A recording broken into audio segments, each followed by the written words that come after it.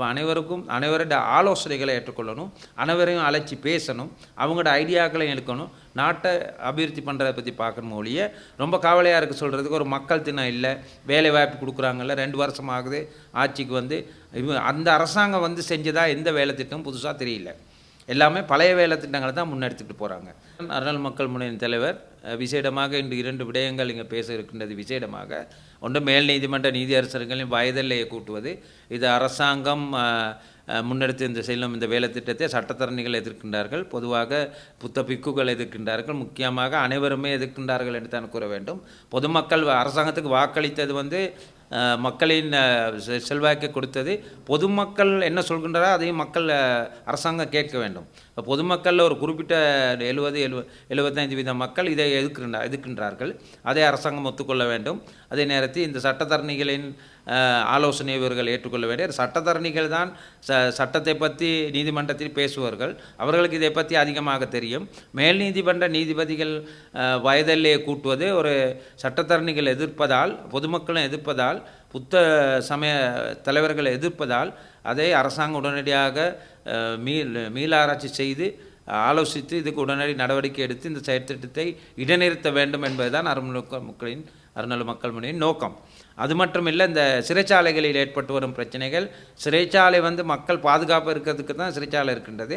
ஏன்னா ஒரு மரணத்தை ஒருத்தரை மேடை பண்ணிட்டா அவங்கள உடனடியாக ஜட்ஜ் என்ன செய்வார், அந்த மேடை பண்ணவரை உடனடியாக சிறைச்சாலைக்கு தான் அனுப்புவாங்க. ஏன்னா அவங்களோட கோபம் தீர்வு வரைக்கும் பாதுகாப்பான இடம் இல்லை, இல்லாட்டி இவரை கொலை பண்ணிடுவார். அப்படிப்பட்ட ஒரு இடத்துல பாதுகாப்பு இல்லைன்னா அது பெரிய பிரச்சனையாக இருக்கும். நீர்கொழும்பில் ஆரம்பித்து இன்றைக்கி அதே மாதிரி குருவிட்ட போன்ற பகுதிகளில் பல உயிரிழப்புகள் ஏற்பட்டிருக்கு. அப்போ நீதி அமைச்சர் வந்து இது சம்பந்தமாக சிம்பிளாக தான் யோசிக்கிறாரு. அவர் இது சம்பந்தமாக உடனடியாக நடவடிக்கை எடுக்கணும். யார் செய்கிறது, எதனால் இந்த பிரச்சனை ஏற்படுது, யார் செஞ்சாலும் அவருக்கு எதிரான நடவடிக்கை எடுக்கணும். ஏன்னா சிறைச்சாலைங்கிறது அனைவருக்கும் பாதுகாப்பான இடம். இது என்னன்னு சொன்னால், இந்த மாதிரி பிரச்சனை நாட்டில் இருக்க நேரம் வெளிநாட்டில் உள்ளவர்கள் வந்து இங்கே இன்வெஸ்ட் பண்ணுறதை கொஞ்சம் யோசிப்பாங்க. இன்வெஸ்டர்ஸ் இங்கே வர்றது ரொம்ப குறைவாக இருக்குது. ஏன்னா வெளிநாட்டில் உள்ளவங்க வந்து இங்கே பல வேலை திட்டங்களை ஆரம்பித்தா தான் இந்த நாட்டில் வருமானம் கூடும், டாலர் வரும், நம்ம பிரச்சனைகள் தீரும், வேலை வாய்ப்புகள் இருக்கும். அது ஒன்றுமே இல்லாமல் போகுது அதனால் அரசாங்கம் இது சம்மந்தமாக உடனடியாக ஜனாதிபதி கவனத்துக்கு இது கொண்டாந்து இது சம்மந்தமாக உடனடியாக நடவடிக்கை எடுக்க வேண்டும். ஏன்னா லைஃப் கேரண்டி இந்த நாட்டில் இல்லாமல் போயிட்டுருக்கு. யுத்த காலத்தில் எல்டிடி யுத்த காலத்தில் அப்படி இருந்துச்சு, அதுக்கு பிற்பாடு கொஞ்சம் குறைஞ்சிருந்துச்சு. இப்போ தொடர்ந்து யாரும் உண்மையை பேசினாலும், சரியான விஷயத்தை பேசினாலும் அடுத்த நாள் அவர் உயிரோடு இருப்பாராங்கிற பிரச்சனை ஒன்று வந்திருக்கு. அப்போ அதனால் அந்த உயிர் பாதுகாப்பு ரொம்ப மோசமான நிலையில் இருக்குது, லைஃப் கேரண்டி இல்லைன்னு தான் சொல்லலாம். அப்போ இதெல்லாம் பார்த்து இங்கே இந்த நாட்டில் வந்து நம்ம வெளிநாடுகள்லேருந்து வந்து இங்கே இன்வெஸ்ட் பண்ணுறவங்களுக்கு பெரும் பிரச்சனை இருக்குது. மக்கள் 60 லட்சம் பேர் வாக்களித்தது வந்து இந்த நாட்டில் அழகான நாடு, செழிப்பான மக்கள் அப்படின்னு தான் அந்த அரசாங்கம் ஆட்சிக்கு வந்துச்சு. ஆனால் அழகான நாடும் இல்லை, செழிப்பான மக்கள் இல்லை, ஒரு நேரம் சாப்பிடவும் மக்கள் கஷ்டப்படுறாங்க. மலை பகுதியிலலாம் ரொம்ப மோசமான நிலையில் இருக்குது, கிராம பகுதி ரொம்ப மோசமான நிலையில் இருக்குது. இப்போ வெளிநாட்டுக்கு போய் சம்பாதிக்கணும்னா மிடில் ஈஸ்டில் பிரச்சனை, யூரோப் கண்ட்ரிஸுக்கு போகணும்னா அங்கேயும் எலினா பிரச்சனை வந்து தண்ணி இல்லை, சூடுக்கு மேலே சூடாக இருக்குது. எங்கே தான் மக்கள் போகிறது? அப்போ நம்ம நாடு அதை விட நல்லா இருக்குது. அதனால் ஜனாதிபதி அவர்கள் இந்த வாக்கு வந்து என்பிபி ஜேவிபி ஓட்டு மட்டும் இல்லை, அவங்க ஒரு 3 லட்சம் ஓட்டை தான் கையில் வச்சுக்கிட்டு இருந்தாங்க. நாங்கள் எல்லாம் சேர்ந்து தான் இவங்களை ஆட்சிக்கு கொண்டாந்தோம். எல்லா மக்களும் வாக்களித்தாங்க, 60 லட்சத்துக்கு மேலே வாக்கு வந்துச்சு.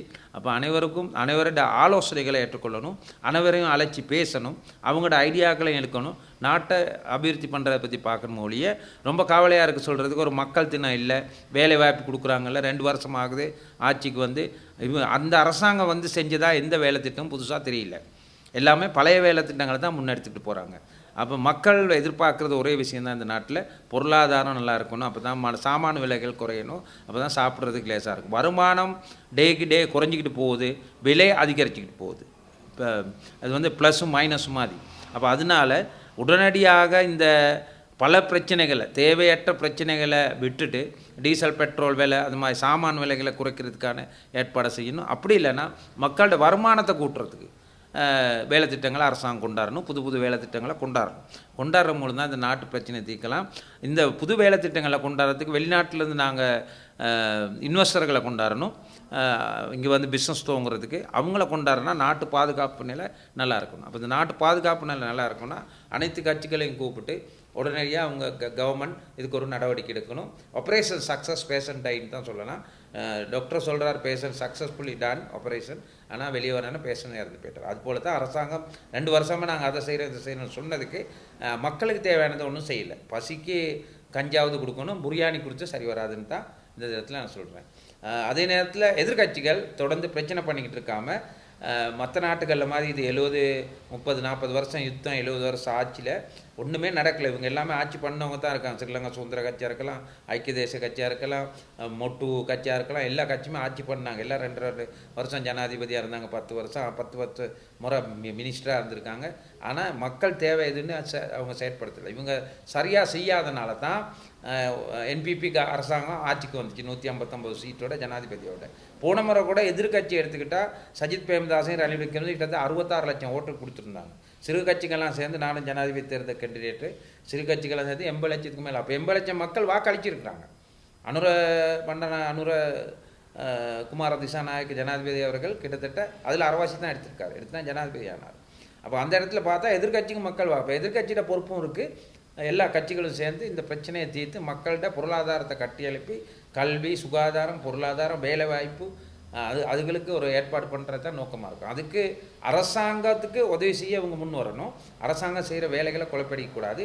அதனால அரசாங்கத்துலேயும் அந்த மாமியாருக்கு உடைச்சா மண் சட்டி, மருமகள் உடைச்சா பொன் சட்டின்னு ஒரு கதை சொல்லுவாங்க.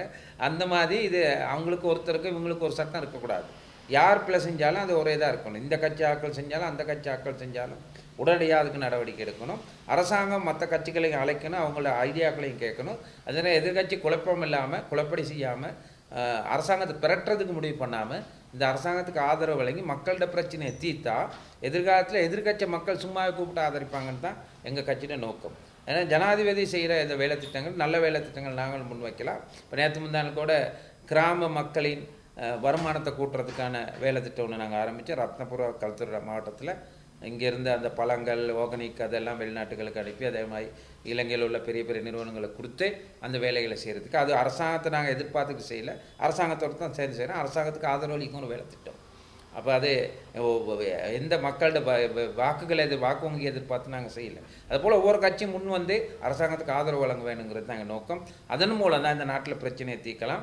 அது மூலம் லைஃப் கேரண்டியை கொண்டாடணும். அதுக்கு ஜனாதிபதி உடனடியாக தலையிட்டு இந்த பிரச்சனைகள் முடிவு கொண்டாடணுங்கிறது கேட்டு விடைபெறும். மேலதிக செய்திகளுக்காக எமது யூடியூப் தளத்தை சப்ஸ்கிரைப் செய்யுங்கள்.